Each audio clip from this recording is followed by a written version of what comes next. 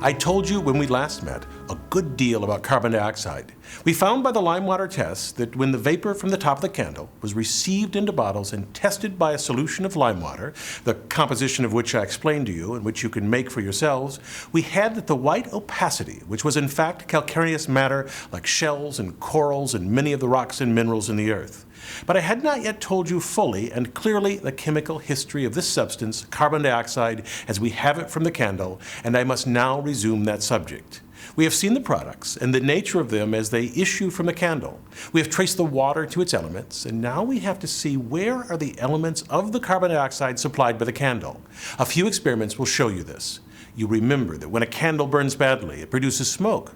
But if it is burning well, there is no smoke. And you know that the brightness of the candle is due to the smoke, which becomes ignited. Here is an experiment to prove this. So long as the smoke remains in the flame of the candle and becomes ignited, it gives a beautiful light and never appears to us in the form of black particles. I will light some fuel, which is extravagant in its burning. This will serve our purpose, a little lighter fluid on a sponge.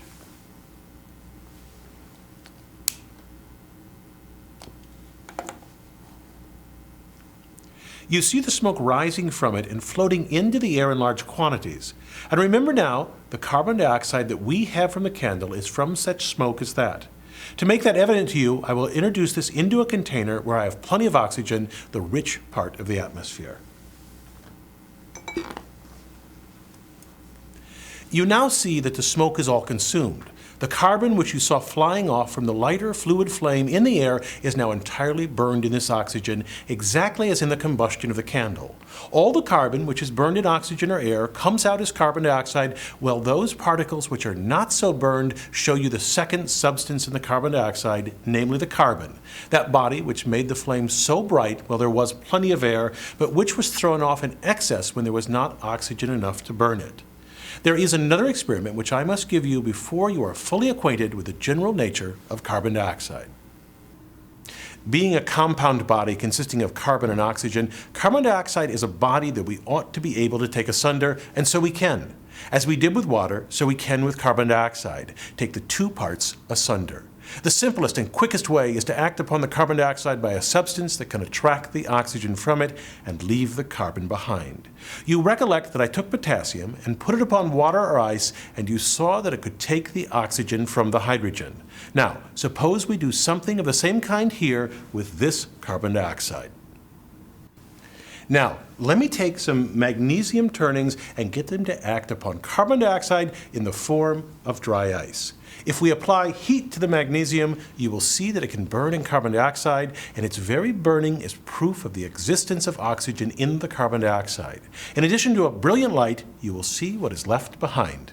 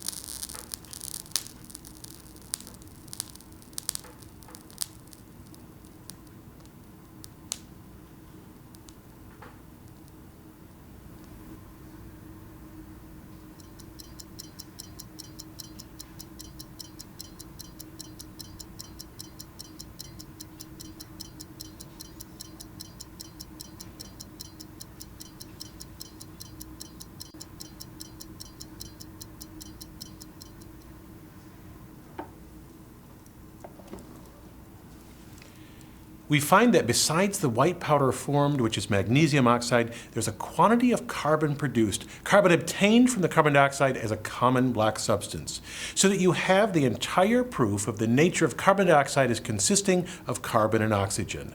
And now, I may tell you that whenever carbon burns under common circumstances, it produces carbon dioxide. Suppose I take this piece of wood and put it in a bottle with lime water. I might shake that water up with wood and the atmosphere as long as I pleased. It would still remain clear as you see it. But suppose I burn the piece of wood in the air of that bottle. You, of course, know that I get water. Do I get carbon dioxide?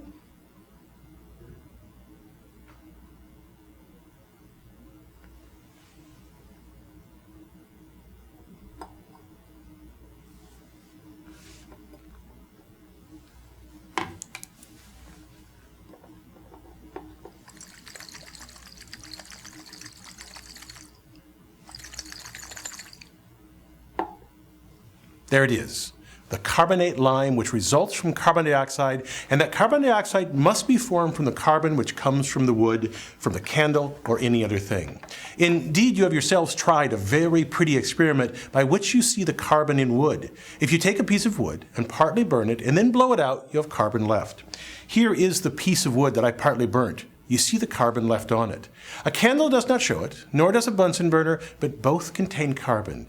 You see no carbon when they burn, but you see a flame, and because it is bright, it will lead you to guess that there's carbon in the flame. I hope that by these experiments you will learn to see when carbon is present and understand what are the products of combustion when gas or other bodies are thoroughly burned in the air. Before we leave the subject of carbon, let us make a few experiments and remarks upon its wonderful condition as respects ordinary combustion. I have shown you that the carbon in burning burns only as a solid body, and yet you'll perceive that after it is burned, it ceases to be a solid. There are very few fuels that act like this. It is in fact only that great source of fuel, the carbonaceous series, the coals, charcoals, and woods that can do it. I do not know that there is any other elementary substance besides carbon that burns with these conditions. And if it had been so, what would happen to us? Suppose all fuel had been like iron, which, when it burns, burns into a solid substance. We could not then have such a combustion as you have in a fireplace. Now, I must take you to a very interesting part of our subject, to the relation between the combustion of a candle and that living kind of combustion which goes on within us. In every one of us, there's a living process of combustion going on very similar to that of a candle. And I must try to make that plain to you. For it is not merely true in a poetical sense, the relation of the life of humans to a candle, and if you follow, I think I can make this clear. In order to make the relation very plain, I've devised a little apparatus with an air inlet at the bottom, and I'll limit the airflow out of the top with this wire mesh. The lighted candle goes on, you see, burning very well. You observe that the air which feeds the flame goes along the horizontal tube and ascends the vessel. If I stop the aperture through which the air flows, I stop combustion, as you will perceive.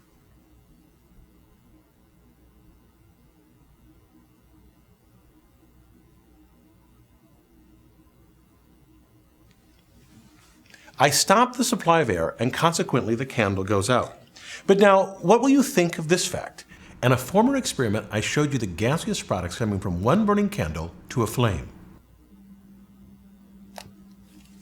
If I take the vapor proceeding from another candle and send it through this tube, I should put this burning candle out.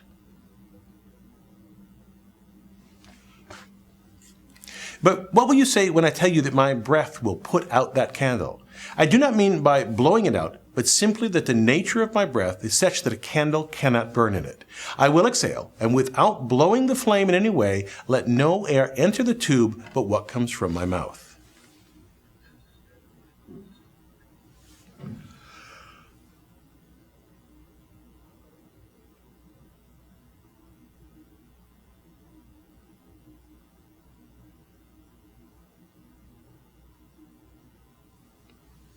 You see the result.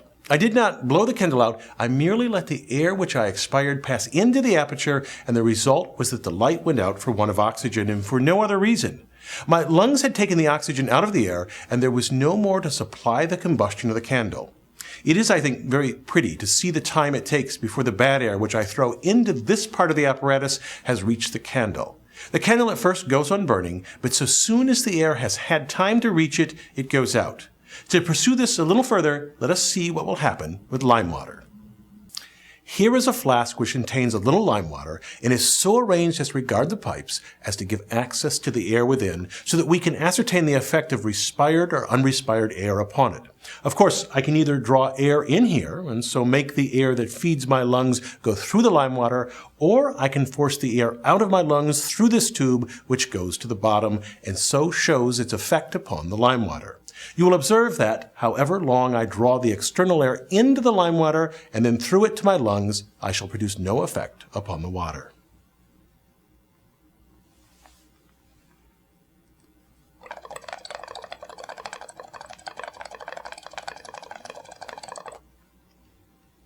It does not make the lime water turbid, but if I throw the air from my lungs through the lime water several times in succession, you will see how white and milky the water is getting, showing the effect which expired air has upon it.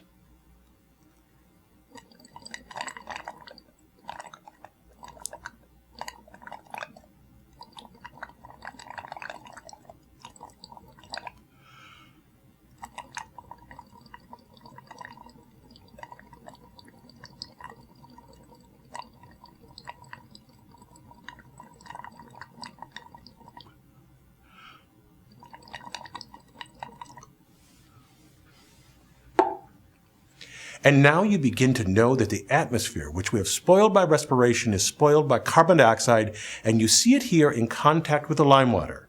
Let us now go a little further. What is all this process going on within us which we cannot do without, either day or night? If we restrain our respiration, as we can to a certain extent, we should destroy ourselves. When we are asleep, the organs of respiration and the parts that are associated with them still go on with their action. So necessary is this process of respiration to us, this contact of the air with the lungs. I must tell you, in the briefest possible manner, what this process is. We consume food. The food goes through that strange set of vessels and organs within us and is brought into various parts of the body, into the digestive parts especially. The air that we inhale is drawn into the lungs, absorbed into the bloodstream, and transported throughout the body so that the oxygen and the food come close together. In the body, a curious, wonderful change takes place. The oxygen combines with the carbon, not carbon in a free state, but is in this case placed ready for action at the moment, and makes carbon dioxide, and is so thrown out into the atmosphere, and thus the singular result takes place. The oxygen can thus act upon the food, producing precisely the same results in kind as we have seen in the case of the candle. The candle combines with parts of the air, forming carbon dioxide, and evolves heat. We may thus look upon the food as fuel. Let us consider sugar, which will serve my purpose.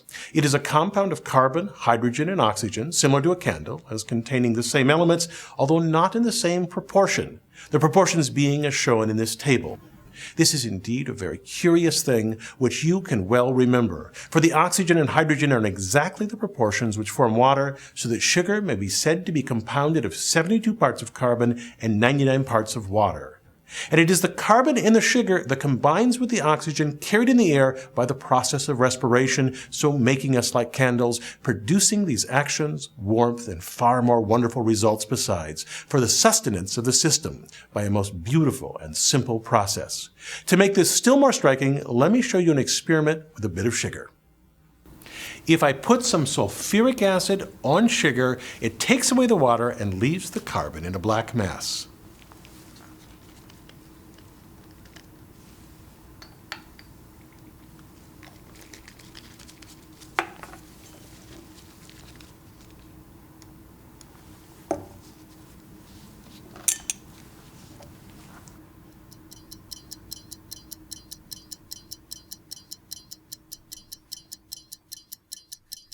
You see how the carbon is coming out, and before long we shall have a solid mass of charcoal, all of which has come out of the sugar.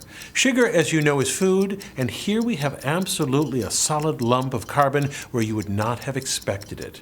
Recall that I oxidized sugar in an earlier lecture using potassium chlorite, which is a quicker one than the atmosphere, and different from respiration in its form, though not different in its kind. What occurs in my lungs, taking in oxygen from another source, namely the atmosphere, takes place between potassium chlorite and sugar by a more rapid process. I also showed you how potassium reacted with water. The moment the potassium was brought to the water, it acted. What a beautiful instance of chemical affinity by which all our operations proceed. When we breathe, the same operation is going on within us.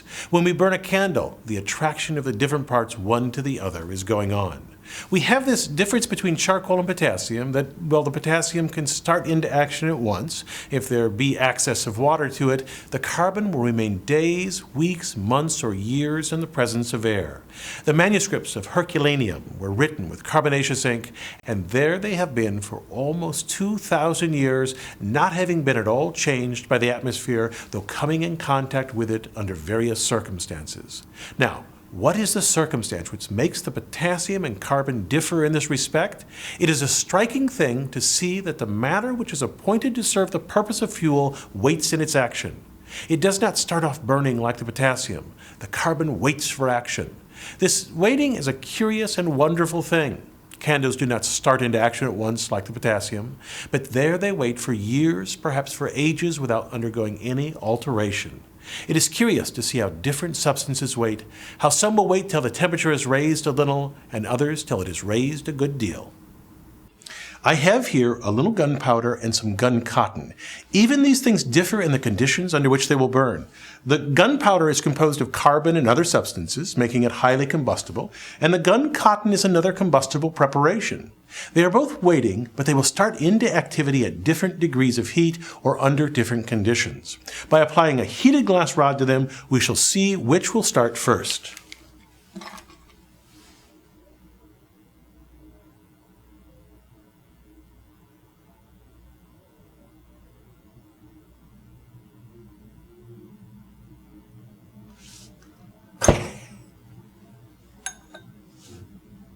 You see the gun cotton has gone off, but not even the hottest part of the rod is now hot enough to fire the gunpowder.